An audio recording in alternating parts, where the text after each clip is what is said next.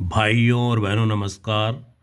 आज मैं लेकर आया हूँ अपने उपन्यास माँ जोगणिया का भाग 11। कोटा से लगभग 100 किलोमीटर दूर है जोगणिया माता का मंदिर। अरावली के पहाड़ियों के ऊपर माल पर्वत पर विराजमान माता जन जन का कल्याण करती है। अमीर गरीब सभी तरह के भक्त माता के द्वार पर पहुँचते हैं। माता सबकी मनोकामना पूर्ण करती है।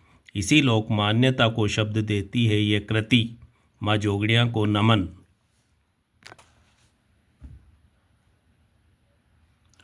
दिन के 2 बजे कॉलेज की छुट्टी हुई। छात्र छात्राओं की भीड़ गेट की ओर उमड़ पड़ी। तेज कदमों से चलता हुआ सोम जल्दी से गेट के बाहर निकल आया। दाहिनी ओर फुटपाथ पर चलता हुआ वह सिटी बस स्टैंड पर आ खड़ा हुआ। वहाँ लड़के लड़कियों की भीड़ जमा थी। वह एक तरफ आकर खड़ा हो गया और दूर से ही कॉलेज के गेट से बाहर निकल रहे छात्र छात्राओं को देखने लगा। थोड़ी देर बाद ही अपनी सहेलियों के साथ श्रेया बाहर निकली। सड़क के किनारे खड़े होकर वे सब हंस हंस कर बातें करने लगी।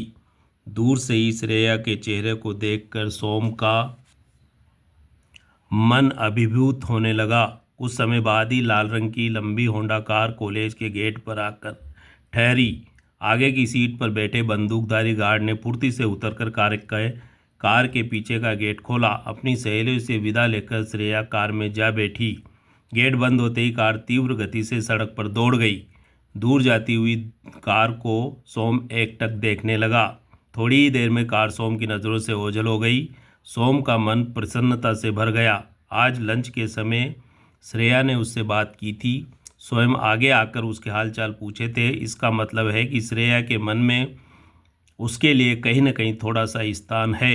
यह सोचकर ही उसका मन प्रफुल्लित हो उठा था। वह बार बार रोमांचित हो रहा था। खुशी के आवेग में चलता हुआ सोम चेतक चौराहे पर पहुंच गया। वह गणेश होटल में आ बैठा और एक कप चाय लेकर पीने लगा। शहर की सड़कों पर घूम फिरकर लगभग 1 घंटे के बाद सोम हॉस्टल में पहुंचा। बालू गांव से अभी तक नहीं लौटा था। सोम ने दरवाजे पर लगा हुआ ताला खोला और कमरे में आ गया। किताबों का बैग टेबल पर रखकर उसने कपड़े बदले। फिर उसने पीछे की खिड़की खोल दी। ताज़ा शीतल हवा का झोंका कमरे में प्रवेश कर गया। खिड़की में से गंभीरी नदी के बहते हुए निर्मल जल को देखकर सोम के मन में हर्ष की लहर दौड़ गई। प्रसन्नचित होकर वह दूर दूर तक फैले हुए चित्तौड़ शहर को देखने लगा। आज श्रेया ने उससे बात की है। यह घटना अभी भी सोम को रोमांचित कर रही थी। कहाँ एक शहर के सबसे धनवान बाप की बेटी और कहाँ एक गरीब भीलड़ माँ का बेटा। उन दोनों के बीच में ज़मीन आसमान का अंतर है। इस स्थिति में उसका श्रेया के बारे में सोचना भी हास्यास्पद है। अगर श्रेया से मित्रता करनी है तो पहले उसे उसके लायक बनना होगा। अच्छा पढ़ लिख कर ही वह कुछ बन सकता है। यही एकमात्र रास्ता है जिसके द्वारा वह श्रेया के मन में अपने लिए स्थान बना सकता है। सहसा पढ़ने लिखने में सोम की रुचि जाग उठी। बैग में से किताबें निकालकर वह तख्ते पर बैठ गया और पढ़ने में तल्लीन हो गया। दरवाजे पर दस्तक सुनकर सोम चौंक पड़ा। शाम हो गई थी। कमरे में अंधेरा पसरने लगा था। वह किताबों में ऐसा खोया कि समय कब गुजर गया उसे कुछ पता ही नहीं चला था। किताब बंद करके वह फुर्ते से उठ खड़ा हुआ। कमरे की लाइट जलाकर उसने द्वार खोला। कंधे पर भारी बोझ उठाए सामने बालू खड़ा था। मित्र को देखकर सोम प्रसन्न हो गया। अंदर आकर बालू ने अपने कंधे पर पड़ा हुआ भारी बोझ उतार कर नीचे रखा। निढाल होकर वह तख्ते पर पसर गया और बोला, पूरा 20 किलो का वजन है। बस स्टैंड से कंधे पर उठाकर ला रहा हूँ। मैं तो थक गया हूँ यार। बहुत बड़ी पोटली बांध कर लाया है तू। क्या क्या भर लाया है इसमें? कुछ नहीं यार सोम, खाने पीने का सामान है। नमक मिर्च आटा दाल। माँ नहीं मानी तो जो भी घर में था थोड़ा थोड़ा सब मेरे बांध कर भर दिया। तू गांव से क्या लाया है सोम? मैं क्या लाता, मेरे घर में तो कुछ भी नहीं है यार बालू। मेरी माँ दिन भर जंगलों में भटकती है और वहाँ से सूखी लकड़ियों की मोरी बांध कर लाती है। फिर आसपास के गांव में उसे बेचकर रुपए कमाती है। जो थोड़ा बहुत उसे मिलता है वह मुझे दे देती है।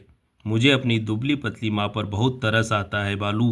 बेचारी नमक मिर्ची से रोटी खाकर अपना गुजारा कर लेती है, लेकिन मुझे किसी बात की कमी नहीं होने देती है। पढ़ लिख कर जल्दी ही मैं माँ का सहारा बन जाना चाहता हूँ यार बालू। अच्छा, तो तू इसलिए पढ़ाई में लगा हुआ था सोम? यह कहकर बालू ठहाका लगाकर हंस पड़ा। सोम भी उसके साथ हंसने लगा। अचानक उसे कुछ याद आ गया।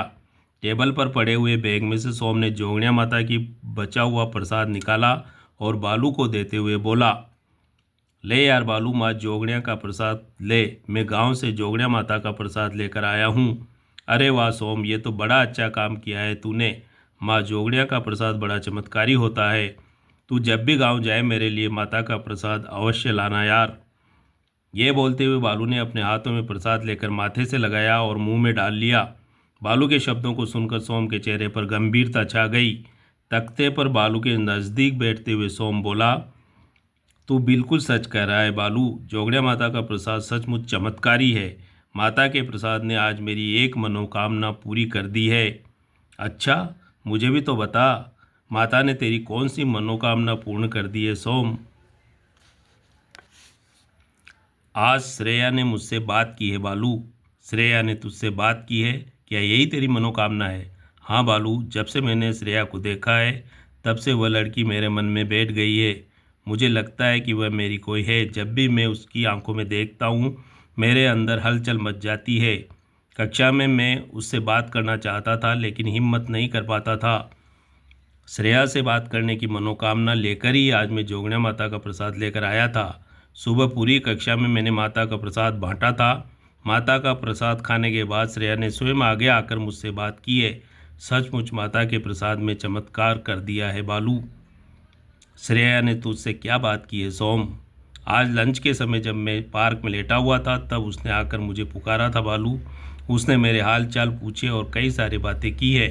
आज मैं बहुत खुश हूँ बालू। यह बोलते हुए सोम प्रफुल्लित हो उठा। सोम के चेहरे के भावों को पढ़कर मंद मंद मुस्कुराते हुए बालू बोला, लगता है तुझे श्रेया से प्रेम हो गया है सोम। नहीं नहीं बालू, ऐसी बात नहीं है। तू भी कैसी बातें करता है यार। कहाँ राजा भोज और कहाँ गंगू तेली। मैं तेरी जैसे किस्मत वाला नहीं हूँ। अब तू अपनी सुना, क्या हाल चाल है तेरी पुष्पा के? मेरी पुष्पा तो मुझे बहुत चाहती है सोम। उसी की वजह से मैं एक दिन लेट आया हूँ। क्या पुष्पा ने तुझे लेट कर दिया है बालू? हाँ सोम, मैं कल शाम को ही गांव से निकल रहा था परंतु पुष्पा ने इनकार कर दिया। पुष्पा की बात को मैं नहीं टाल सका था और कॉलेज में छुट्टी होने का बहाना बनाकर गांव में एक दिन और रुक गया था। सचमुच तुम बहुत किस्मत वाले हो बालू। सच्चा प्रेम किस्मत वालों को ही मिलता है। मेरी पुष्पा मुझे प्रेम के साथ पैसा भी देती है सोम। ये देख, इस बार अच्छा खाने पीने के लिए पुष्पा ने मुझे 100 रुपये दिए हैं। अरे वाह, तेरे तो मज़े आ गए बालू। मज़े कहाँ हैं यार, यहाँ आकर मुझे पुष्पा की बहुत याद आती है। मैं यहाँ गिन गिन कर एक एक दिन निकालता हूँ। मेरा मन करता है सोम की पढ़ना लिखना छोड़कर मैं गांव लौट जाऊँ। ऐसी गलती कभी मत करना बालू, नहीं तो जीवन भर तुझे पछताना पड़ेगा। परंतु मुझे तो पुष्पा की बहुत याद आती है सोम। मेरा मन पढ़ाई में नहीं लगता है यार। इसी में मज़ा है बालू। कभी कभी स्मृतियों में जीने में बड़ा आनंद आता है और फिर प्रेम के लिए थोड़ी सी परेशानी तो देखनी ही पड़ती है। पढ़ लिख कर कोई नौकरी मिल जाएगी तो हमारा जीवन बन जाएगा बालू। वाह यार सोम, तेरी बात मेरे समझ में आ गई है। नौकरी मिल जाएगी तो पुष्पा से मेरा विवाह भी हो जाएगा। ये बोलते हुए बालू के चेहरे पर प्रसन्नता के भाव उभर आए। यह देखकर सोम हंसने लगा। बहुत देर तक दोनों मित्र इसी तरह की बातें करते रहे।